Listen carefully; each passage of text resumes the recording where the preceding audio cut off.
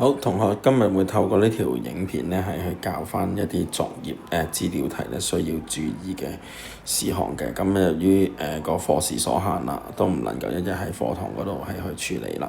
嗱，咁首先咧要講嘅就係第16版啦。咁如果係要改正嘅啲同學咧，請你留意啦。條題目係問緊你國民黨定係共產黨咧，係較大嘅迫切性，所以咧其實咧你哋做題目嘅時候咧，一定要無論國民黨定共產黨咧，都要講嘅原因。首先你第一樣嘢你要答咧係何者有較大嘅迫切性，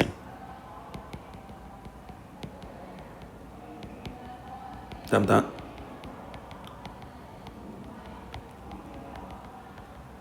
第二就係講個原因。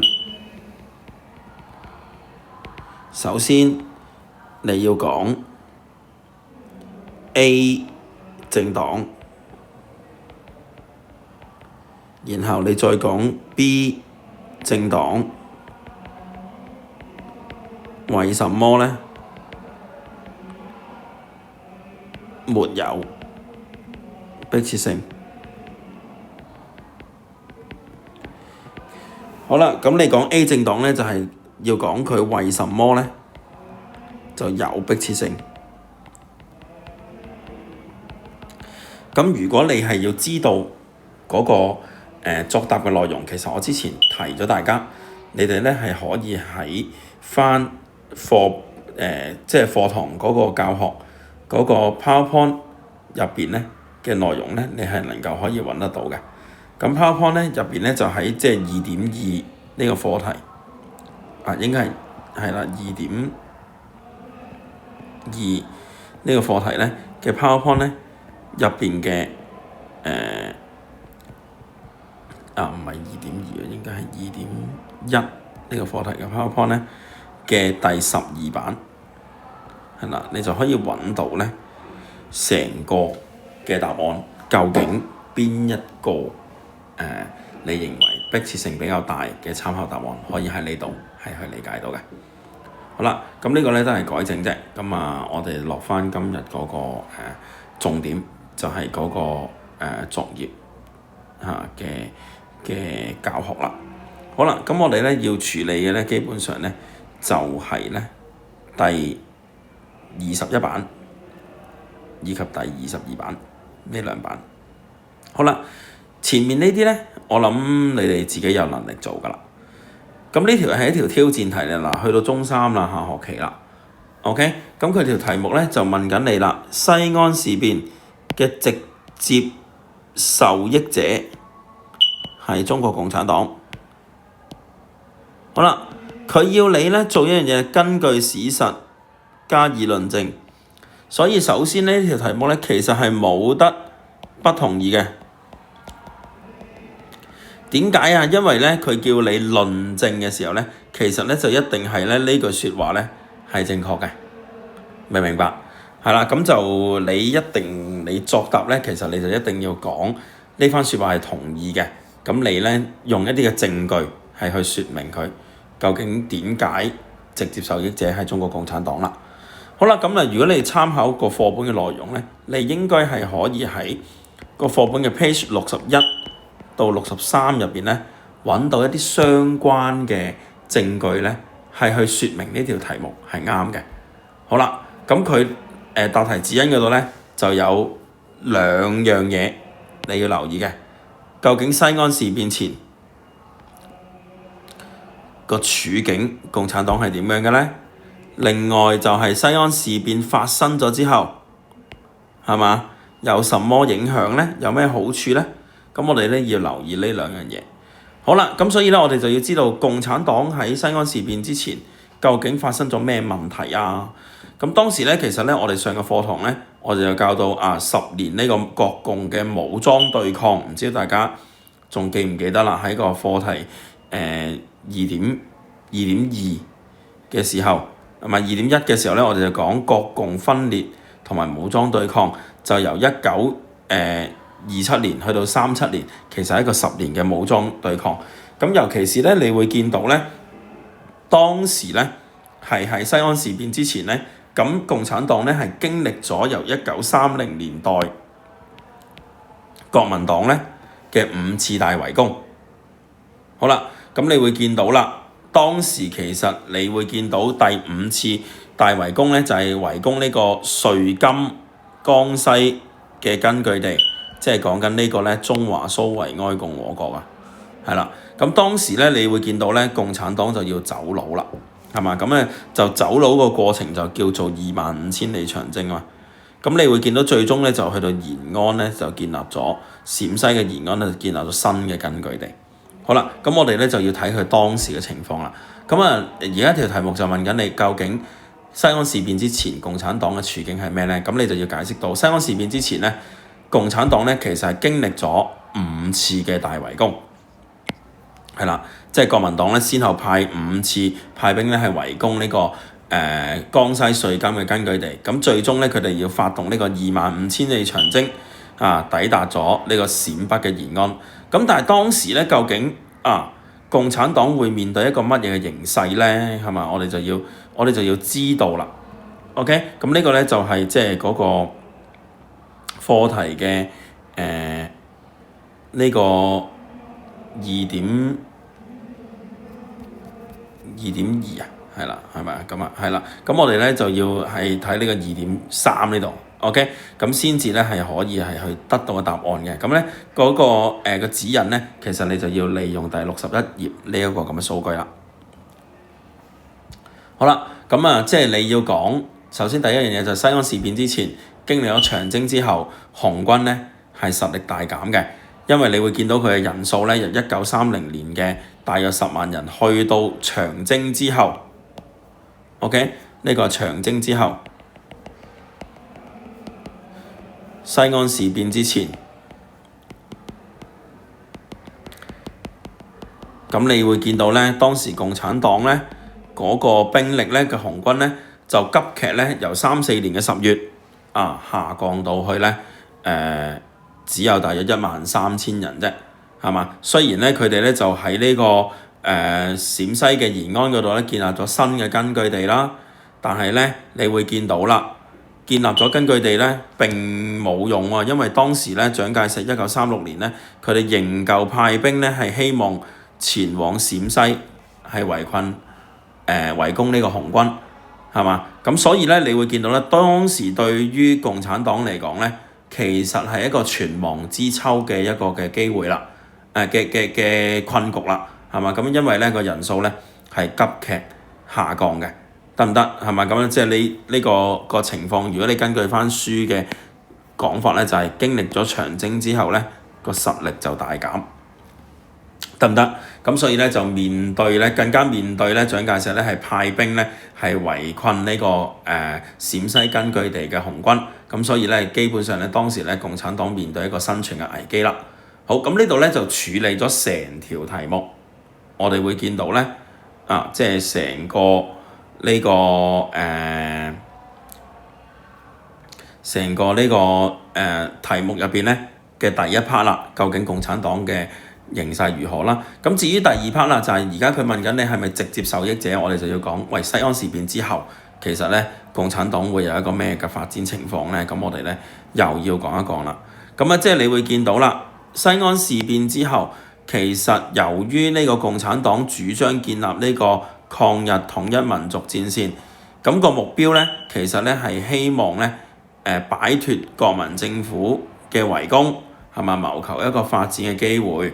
咁所以咧，你會見到啦，佢首先佢避過咗殲滅嘅危機啦。西安事變之後，你會見到咧係出現咗聯共抗日啦，係嘛？經過咗西安事變之後，出現咗聯共抗日，咁10年武裝嘅對抗咧就結束咗。咁所以咧就俾咗一個空間咧，你會見到啦，共產黨咧係去休養生息啦，或者係積存一個嘅實力咧，係去準備對抗日本人，係嘛？咁而呢一樣嘢咧，對於共產黨嚟講咧，其實就係一個直接嘅得益啦。因為點解啊？佢原本咧係幾乎咧係被殲滅啦，咁而家咧係提供咗一啲嘅空間俾佢咧有一個喘息嘅機會啦。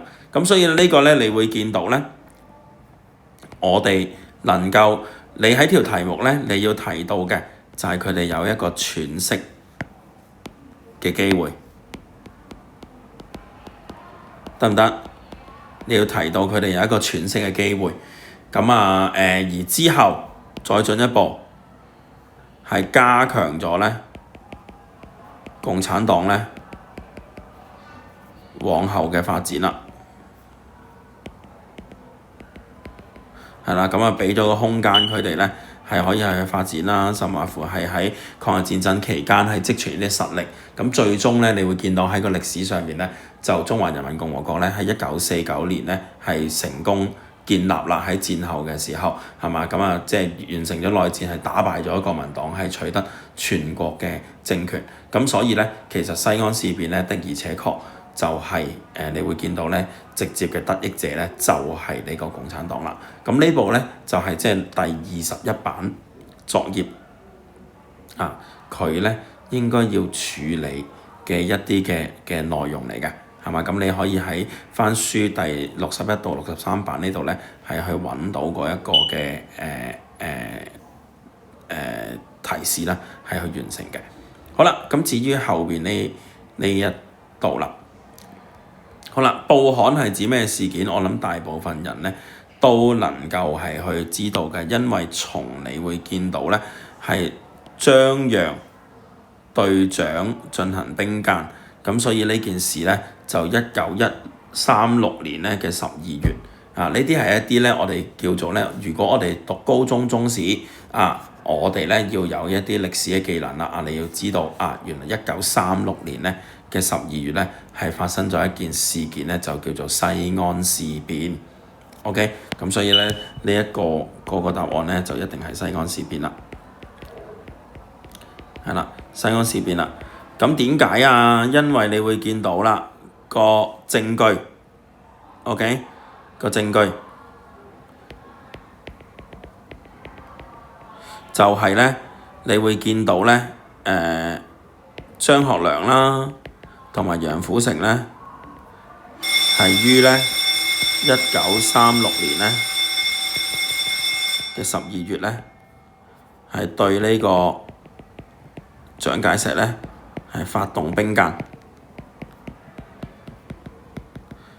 咁你答嘅應該要係咁啦。咁張楊我諗就唔使諗啦，大家都識㗎啦。張學良、楊虎城。好啦，點解要發生上述嘅事件根據圖片資料就你所知。好啦，圖片資料咧就係咧，你會見到啦。圖片資料咧有一句好重要嘅，就係全國民眾迫切要求爭取中華民族生存啦，得唔得？係嘛？咁所以咧，你會見到當時我哋會面對嘅乜嘢嘅情況點解要發動上述嘅事件？因為當時咧，中華民族咧係面對一個生存嘅危機，係啦。咁所以咧，張學良咧同埋楊虎城咧，如果我哋根據翻個課本嗰度啦，咁佢咧就三番四次咧係勸諫呢個蔣介石咧係需要咧係國共合作咧係一同係去抗日嘅，得唔得？係啦，即係呢度咧你會見到啦，呢兩個東北軍同西北軍嘅領袖，佢當時認為係點佢哋應該要停止內戰，一致抗日，係嘛？咁但係個問題係咩蔣介石咧就唔肯改變方針就不獲接納啦。咁所以咧最終咧你會見到啦佢哋咧蔣介石咧希望當時嗰個策略係咩要做一樣嘢就叫做先安內後讓外，得唔得？咁所以咧佢哋咧於是咧就發動呢個兵諫咧，係咪以兵諫嘅方式咧就軟禁蔣介石啦？以兵諫嘅方式軟禁蔣介石，希望咧說服咧呢個蔣介石咧係停止內戰，就一致抗日啦，得唔得？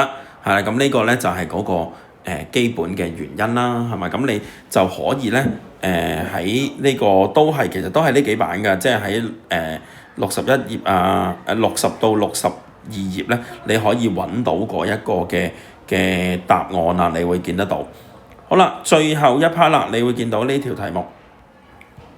OK，咁啊根據圖片嗱，頭先就根據圖片啦，並就你所知，你都要根據圖片嘅喎，係嘛？即係呢度同學仔，你首先你要講，哇，根據圖片嗰度係嘛？係嗰個西北文化日報寫到咧，全國民眾有迫切嘅要求，係嘛？希望爭取中華民族生存。咁個原因係因為當時咧，我哋面對緊日軍嘅侵華啦，係嘛？咁但係咧，然後就你自己所知，就係根據我哋所知，就係蔣介石佢唔願意放棄消滅共產黨，佢要先安內後讓外，而你會見到楊虎城以及呢個張學良，佢哋咧曾經多次勸誡蔣介石停止內戰、一次抗日咧，都唔接受，所以咧佢就發動兵諫軟禁啦。OK，咁即係你要記得，一定要識得用資料，你先至可以攞到最高分嘅。好啦，咁最終啦，你第4條啦，你認唔認同兩個人嘅行動？嗱，其實你同意又得，唔同意都得嘅。OK， 兩個都冇所謂嘅。如果你同意，你就當然係從一個民族大義嘅角度係去睇呢個西安事變呢件事件啦。因為當時我哋中國人咧面對緊咧呢個迫切嘅一個生存嘅危機啊，係咪咁啊？我哋面對即係日本人嘅一個嘅侵略，咁所以咧，如果佢發動呢個兵諫咧，其實咧就可以令到我哋咧停止內戰，一致抗日啦。咁我哋中國人咧就唔會再進一步咧係俾呢個日本人咧係去入侵啦。好啦，咁所以咧即係而且你都應該講，喂，佢哋曾經多次係發動即係勸諫蔣介石都唔聽，咁所以佢哋先至迫於無奈咧就要進行兵諫。其實佢哋咧都係一個愛國嘅行為嚟嘅。好啦，咁咧呢個係同意啦，但係如果你唔同意咧，嗱，我好難一一咁寫喺度㗎，係啦，咁但係咧即係你聽完我呢條片咁講咧，咁希望咧你哋就自己係認識啦，係啦，咁嗱我分翻兩橛啦，都要寫下㗎啦，如果唔係你哋都唔明㗎啦。同意不同意？好啦，如果你同意嘅時候，你應該要講係中國咧係面對咧一個日本咧入侵嘅危機啦，得唔得咁但係第二咧，你會見到啦，蔣咧就先安內後讓外，係嘛？咁所以咧，其實咧就有機會咧，令到咧即係中國咧係陷入咧日本手中啦。咁呢個咧係好危險嘅。咁所以第三啦，係啦，支持佢咧嘅行動啦。個原因係因為咩啊？可以咧係令到我哋共同可以令到我哋共同咧係合作咧係抗日。咁呢個係你支持嘅諗法啦，係咪？咁大致係咁啦。喂，如果你唔支持嘅，咁當然你就梗係從個政黨嘅角度嚟講啦，係嘛？從個政黨嘅角度嚟講，喂，張學良同埋楊虎城佢哋係一個軍人嚟㗎嘛，係嘛？軍人咧理論上咧就梗係唔可以發動兵諫啦。即係如果你係唔同意，你要從一個國民黨嘅角度，從國民黨嘅角度係啦，從國民黨嘅角度係去睇。係去睇呢件事，咁因為點解啊？因為你會見到係不能咧係以下犯上嘅，係咪？咁係有違軍法嘅，係嘛？咁第二啦，喂，可能行動嘅負面嘅影響係咩啊？可能咧係導致到咧社會咧有進一步嘅動亂。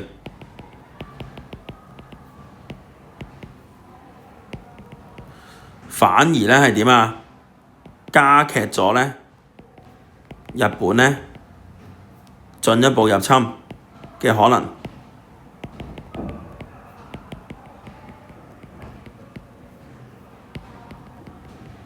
得唔得？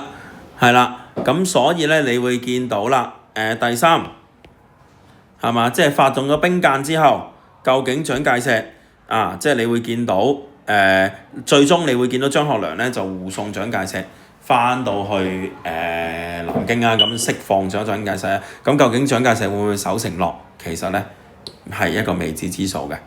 OK 係嘛？即係未能咧係確定到咧最終嘅目標咧係咪能夠達成嘅？係啦，是否咧係可以咧達成嘅？嗱，好料啊，冇辦法啲字，咁你一路聽一路睇啦。嗱，咁大致上咧嗰3版嘅作業咧，基本上就係咁啦。咁基本上咧，大家就要做作業，今次應該就係要做到起碼都22版。係啦，定係講到其實我教就應該教到第24版㗎啦。咁我好似係講到做到22嘅印象中，係啦。咁嗱呢條片咧，我哋去到呢度為止啦。咁基本上都成20幾分鐘㗎啦，係啦。咁就應該有一個好詳盡嘅教學㗎。咁希望大家可以咧好好做好呢2頁嘅資料題，係啦，為之後咧進一步學習咧就做準備啦。咁呢條片咧講到呢度，咁我哋下次再見，拜拜。